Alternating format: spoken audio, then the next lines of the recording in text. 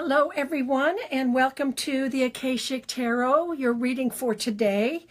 I'm Sharon Ann Klingler, bringing you the Akashic Tarot cards. I wanted to do, of course, as I've said before, we do readings for the people that are tuning in. And as I pull the cards for the reading, I actually create the intention and the statement, declaration even, that the cards that we pull will be a reading precisely for each and every person who comes to see this reading. And of course, that's how the Akashic records work. Your mind, your history, the history of all cultures and times, all places, all things, right down to the smallest electron, is part of the Akashic consciousness, the Akashic records, and indeed the flow of Akashic energy. So I pulled these three cards for you today, and this is the first card out that we got. This is called Paths Unknown. What a beautiful card this is. You can see she's looking at the three different paths. Now there's one path right behind the little fox here that goes into a darker part of the woods. There's the path that lies right in front of her, which is bright and goes very deep into the woods, but very well illuminated. And then there's another path here that has a little bit more illumination on it. So there's all different ways that she can go.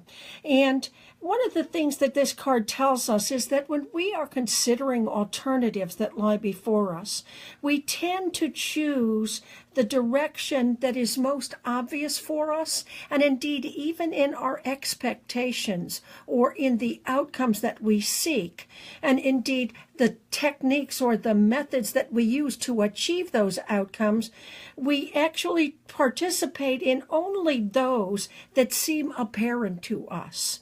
This is not the best way to go for us, because while the things that are most illuminated and most natural on our path might make it easier for us, but we have to realize that there are paths that are deep in the unknown and in the somewhat known direction that we can take, that we should be flexible and open to.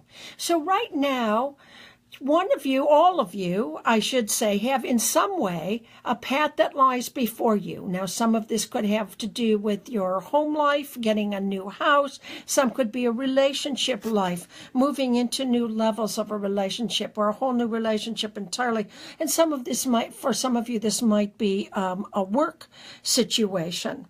But what this tells you, go ahead and take the path that compels you in your divine nature, that compels you and pulls you toward it. But be open to seeing that there might be other ways as you take this path, and give yourself the freedom to hop off the main path, just to jump onto a secondary path, even if it's to pick up a helper, a new technique, some new kind of electronics that will help you with your job. There could be anything, absolutely anything on the alternative paths. If you don't know about it now, you don't want to close those off to you. Be flexible and free and open to step on any path and embrace any new thing you didn't know before, if your spirit compels you to do so.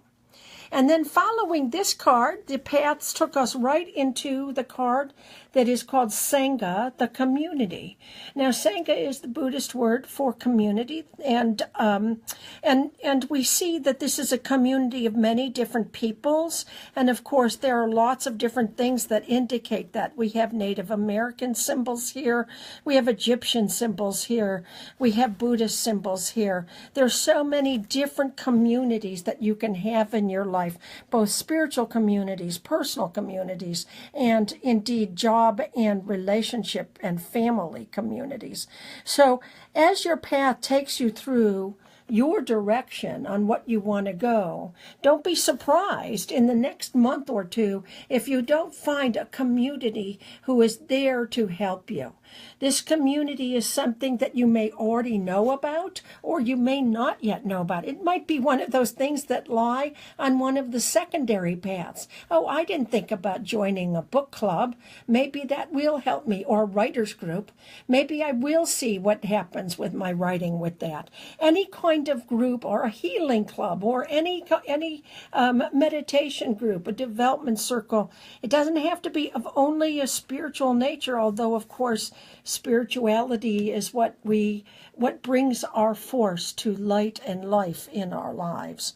So don't be surprised, even if it's a work community. Maybe it's even a union that you get involved with. But your path that you choose to go down now will take you into a community that is important to you. Stay open to that community.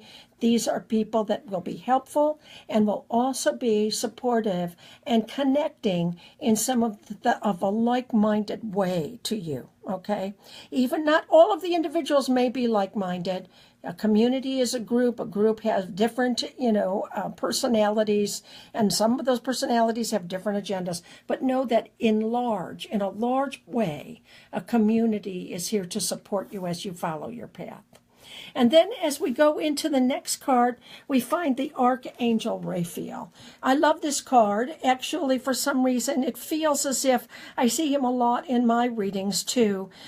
He is the patron archangel of love, romance, travel, healing, and so many other things. And I have to say that as you move down your path, besides the community, you might find that there is an assistant or someone else, an individual, who might bring healing on your path, or some kind of sensitivity to a romantic situation, or indeed just a personal relationship, even if it's at work, that needs to be healed or that needs support in its blossoming and blooming. So you might not only meet the Archangel Raphael on this path, but you might also see a person or relationship that comes up that for you strikes to you an inquisitory note. I'm curious about this person. I'm curious about what this person has to play in my life, what part this person has to play in my life. So let me find out and discover. So in many ways, this is a path of discovery. And when I was laying down the cards, I like to do a little lesson as we talk about these things, but I didn't know what lesson to do. And it's kind of funny because it seemed that the cards told me. And the cards told me because we have this path here, and moving into the community, moving into the Archangel Raphael. But really, of these cards, we don't really have a conclusion card. A card that actually comes to rest, or where we see the outcome or the result. And that brought me to my lesson to you. When we have a card that shows a flow of effort and energy in our life, but doesn't necessarily give us the indication of the outcome or the conclusion, the next thing to do would be to draw another card, and indeed a few more cards, until you get something that at least speaks to the end of a phase or the new beginning of a new phase. Because, of course, don't forget, as they say in the I Ching as well as the Tao Te Ching, all things change. We are never only one type, one thing, at one place, in one end. And so we can get an outcome card, but even the cards that have the most significant outcome will be a beginning card for the next phase. So I wanted to just show you that if we end with a card that doesn't necessarily signify a strong outcome, that you can pull another card, and that's what I did for you today. And boy, is this a big outcome card. This is the Seven of Forces, the card of balance. Balance is a big force in our lives, guys. This is important. We have energy, we have love, we have mind. There's so many different elemental forces and all of that. But balance is a force unto itself, where we bring balance into all of our different aspects, and between and among all of our different aspects. Our higher self balanced with our personal, our physical self balanced with our emotional and natural physical selves. Bringing balance, you can see the balance here, is balanced. It's not out of sync. It's not out of alignment with each other. There is good balance here and harmony. But the other thing that the balance card does, this is also a sign for justice. And so there could actually be an outcome where there's a contract here, or an agreement at the very least. So as we move down our path and listen to ourselves be guided, not only to do what we plan to do, which is the lighted path, but also take advantage of and be ready to embrace new opportunities that we never anticipated, and perhaps even new people that we didn't anticipate.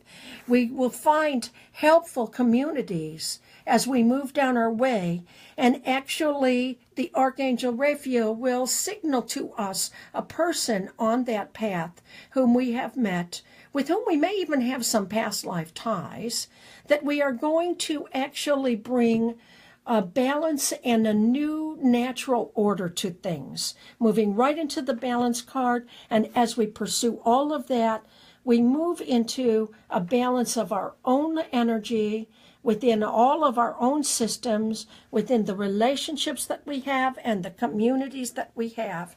And this is what we should be seeking as we move into the next week, is to know our paths, be flexible to embrace something new, to join the communities that are supporting and feel kindred to us, to be open to the relationships that we have, and to healing those relationships and bringing a balance to all parts of our lives. That's the outcome we're seeking today and this week.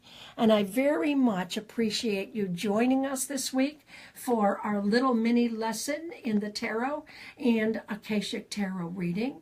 Our Akashic Tarot cards come out on the 21st, and you will be able to get them on Amazon.